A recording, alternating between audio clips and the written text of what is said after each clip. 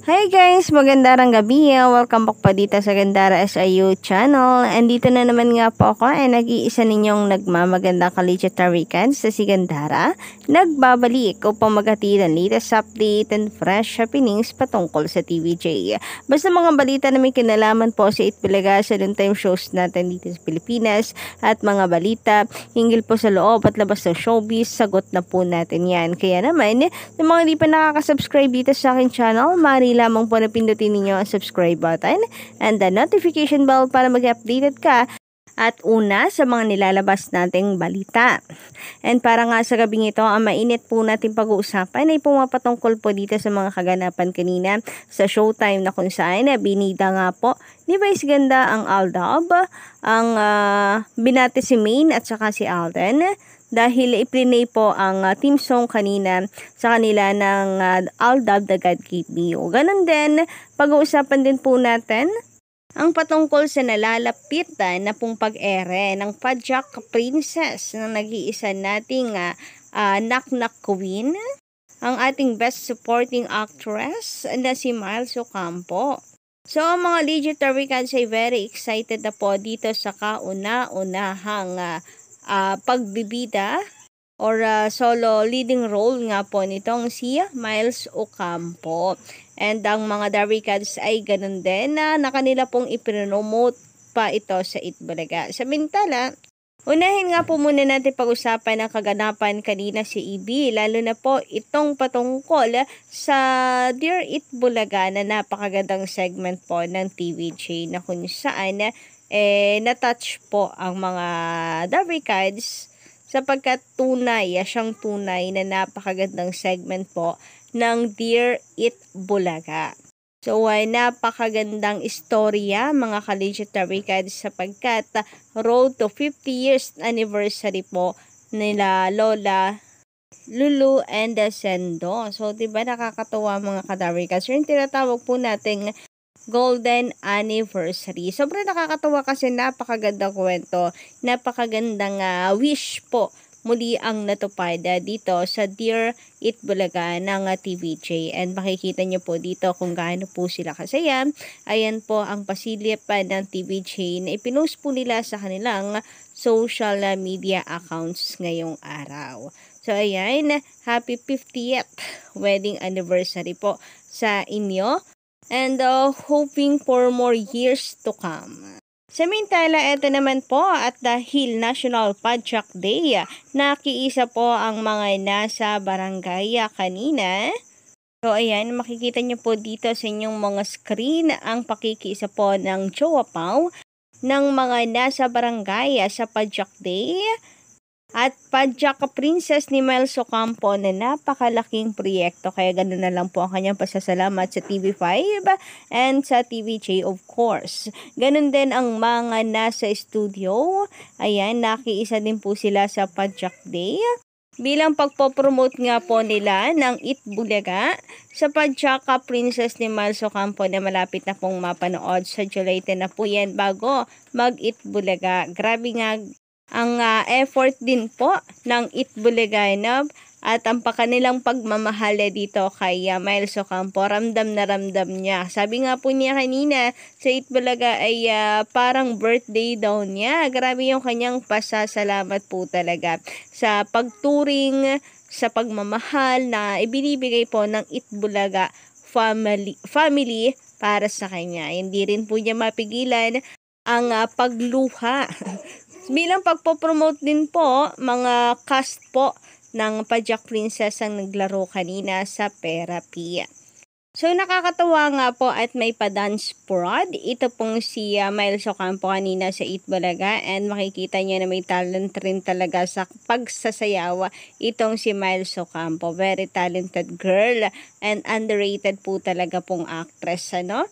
So, masasabi po natin na grabe napakaswerte po ni Miles sa kanyang Itbulaga family. So, hindi lang po ngayong araw nag-promote itong si Miles Ocampo sa Itbulaga. Pinopromote na po ng Itbulaga nitong mga nakaraang araw pa ang Pajak Princess. And then, ito ngayon at may pa-dance prod naman po siya. And ang sarap pong panoorin. For sure, abangan po ng marami ang Pajak Princess. Samantala, narito ang pa-dance prod ni Miles Ocampo kanina sa EB.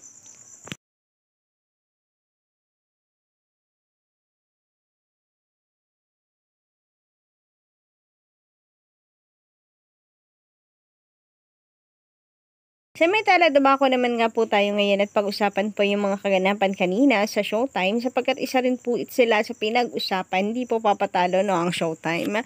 So, ito. At kanina plinay po ang team song ng Aldab kanina and pinag-usapan itong pagpapabebe wave ni Vice Ganda and the heart sign na usually ginagawa po ng Aldab sa split screen, ano? And naalala nga daw po kasi niya ito dahil yung God Gave Me You, lakas maka-throwback, lakas pong maka-Aldab days.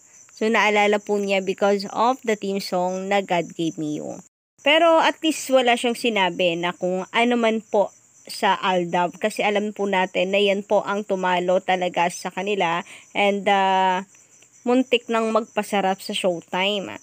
Sinabi niya na naiyak din daw po sila no during that time and binati po niya si Maine and si Alden. Na isa po sa reasons kung bakit pinag-uusapan and nasa trending na naman ang Showtime.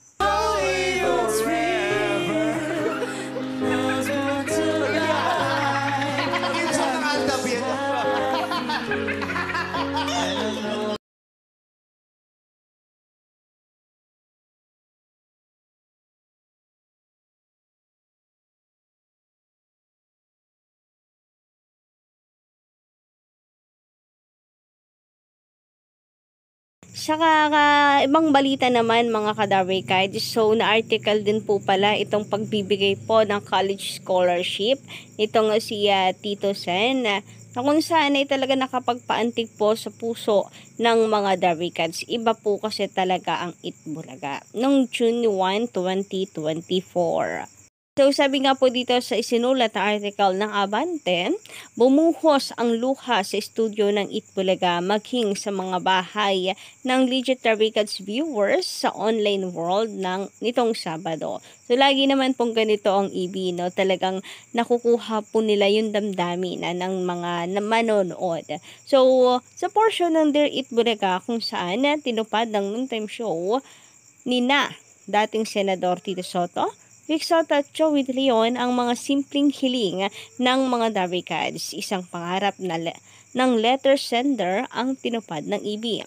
Hindi makapaniwala si Mary Beth Enlong, isang nanay na nagtatrabaho bilang domestic helper sa Hong Kong, na makauwi siya ng bansa para makadalo sa recognition at graduation day ng panganay niyang anak na si Chela.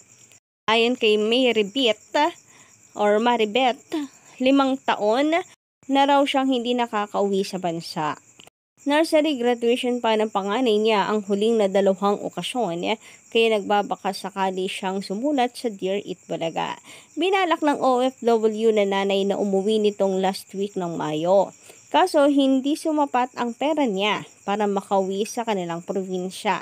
Ayon kay Chela, yung anak, nalungkot siya at ang kanyang pamilya at hindi na umaasang makakapiling ang kanilang ilaw ng tahanan para makadalo sa espesyal na araw niya bilang estudyante. Pero dahil nga sa Itbulaga ay nakauwi sa Negros Occidental ang TH na nanay at sinurpresa ang dalagang anak. Ang nanay mismo ang nagsabit ng medal sa kanyang anak. Join din ito sa graduation day ng anak the following day. Hindi lang doon nagtatapos ang pagtulong ng Darway Kids nitong Sabado kasi ay nag-guest sa noontime show ang pamilya ng OFW. Binigyan nga nila ng 50,000 cash at mga regalo ang nanay na OFW pati ang kanyang pamilya Natuwa rin at pinagkalooban ni Tito Sen ng college scholarship ang anak ng DH na lalong nagpaluha sa pamilya at sa live audience maging sa team online at team bahay. Personal na tulong ito ni Tito Sen sa estudyante at hindi galing sa production ng Itbulaga. Sobrang pasasalamat ang binigay ng nasabing pamilya sa noontime show ng TV5. Ginamit daw ng Diyos ang Itbulaga para matupad ang matagal na niyang pangarap. Samantala, binahanang papuri ang The Rickans noontime show dahil sa tulong na ginagawa nila sa mga ordinaryong tao na may munting kahilingan. Sana ay mas marami pang matulungan ang ibi.